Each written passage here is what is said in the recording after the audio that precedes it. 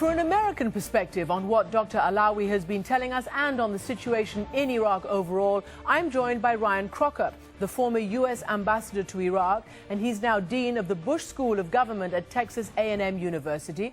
And here in the studio, former U.S. National Security Council official Brett McGurk, who is an expert on Iraq and negotiated some of the military agreements between the U.S. and Iraq.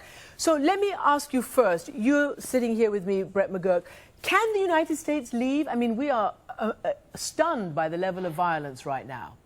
Well, we're in right now a period of highest risk. The 90 days after the election are always identified as a period of highest risk. There are two timelines the White House is under. One is the security agreement, all U.S. forces out by the end of 2011. That's a binding international agreement negotiated with the Iraqis. The second is a unilateral obligation, which President Obama said a month after coming into office. At the end of August, we'll be down to 50,000 troops. Is that wise? I think to get Iraq right, you always have to be testing the assumptions. We have no idea what's going to happen day to day, and I think the assumptions underlying that withdrawal, I think, are called into question.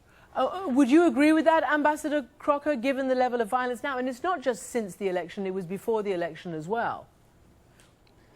The violence clearly is of concern, but as Mr. Alawi said, it was also predictable.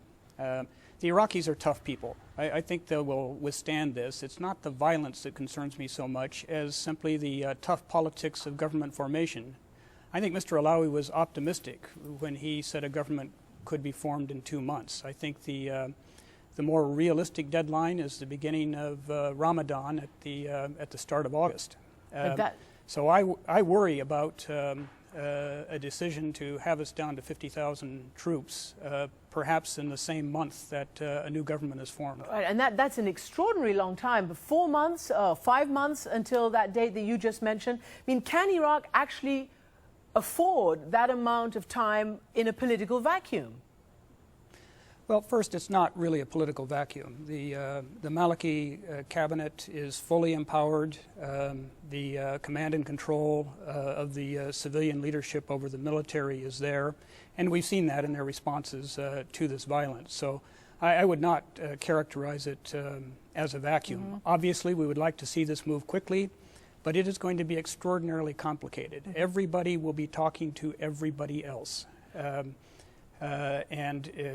While Alawi may have 91 votes, he is still 72 votes short of the necessary majority to form a government. So this will not be easy and it will not be quick. Well, let me ask you then, who do you both think is going to form the coalition with Mr. Alawi? Brett McGurk, do you think it could be the Sadrist group, or is it going to be the Kurds, or a combination? Well, he's going to need the Kurds, and he's going to need a combination of the Shia. The Hakim group, Iski, said we won't form a government without, didn't say Alawi, but members of the Alawi bloc. That's encouraging. The one thing I know for certain is we have no idea. It might be Alawi, it might be Maliki, it might be a name we've never heard of. And that's what makes Iraq so interesting, which also makes it so uncertain. We don't know what's going to happen. A name we've never heard of? Probably likely. Yeah. Really? Such as? I mean... Oh, well, we don't know. Ibrahim Jaffari, the former prime minister, wants to run. The Sadrists held their own little mini referendum last week where they had 5 names on the ballot for who they might choose as prime minister. We don't know how that's going to come out. Again, it's uncertain. Nobody was predicting Maliki would be there at this time after the elections in 2005. Right. Ambassador Crocker, you were there all through the time when Muqtada al-Sadr was not exactly pro-American, still isn't. Does it surprise you, unsettle you, that in fact this group could become the kingmaker? I think it's just part of the political progression in Iraq. I don't find it terribly unsettling. The Sadrists have always had an appeal to the dispossessed urban Shia populations, and they finally found a way to get their act together sufficiently to garner a respectable number of seats. But clearly, they are not going to form a government. They may be instrumental in that government's formation, but they are going to have to be part of the give and take of Iraqi politics as well. And I agree with Mr. Alawi. Their militia days seem to be behind them. They seem to have recognized that if they're going to have any appeal going forward, it has to be as a political movement, part of a political Iraq.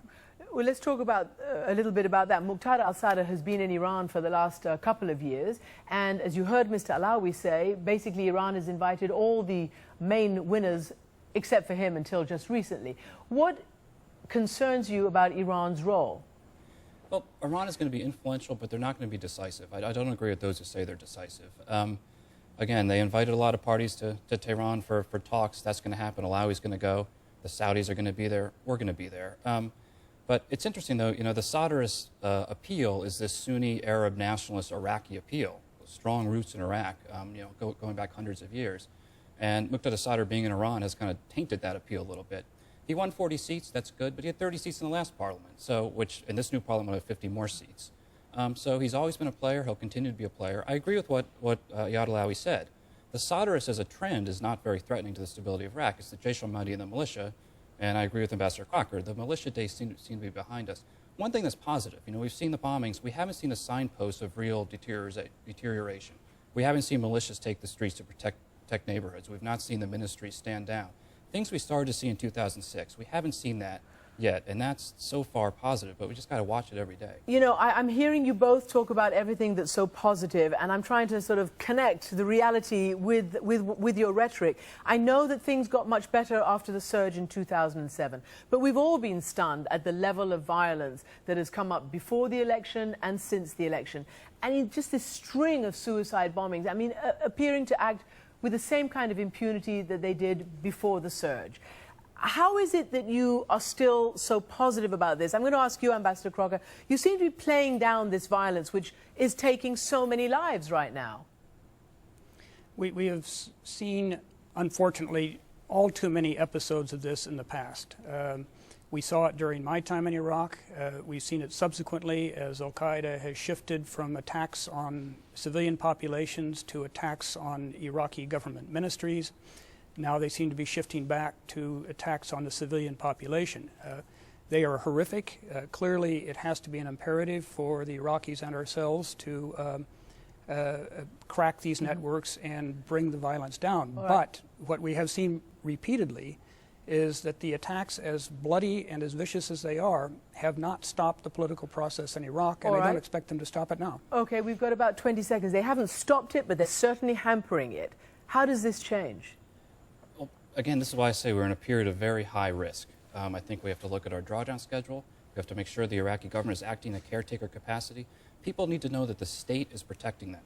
In 2006, the state was not protecting them, they turned to militias. Right now, the state is at least doing a decent job. We just have to make sure that they keep on doing that. But it's going to be very delicate and very challenging. Brett McGurk, Ambassador Ryan Crocker, thank you both so much for being here with us. And that's it for now. We'll be back tomorrow with a preview of Sudan's first multi-party elections in more than 2 decades. They're due to begin on Sunday. Until then, check out our podcast on amanpour.com/podcast. For all of us here, goodbye from New York.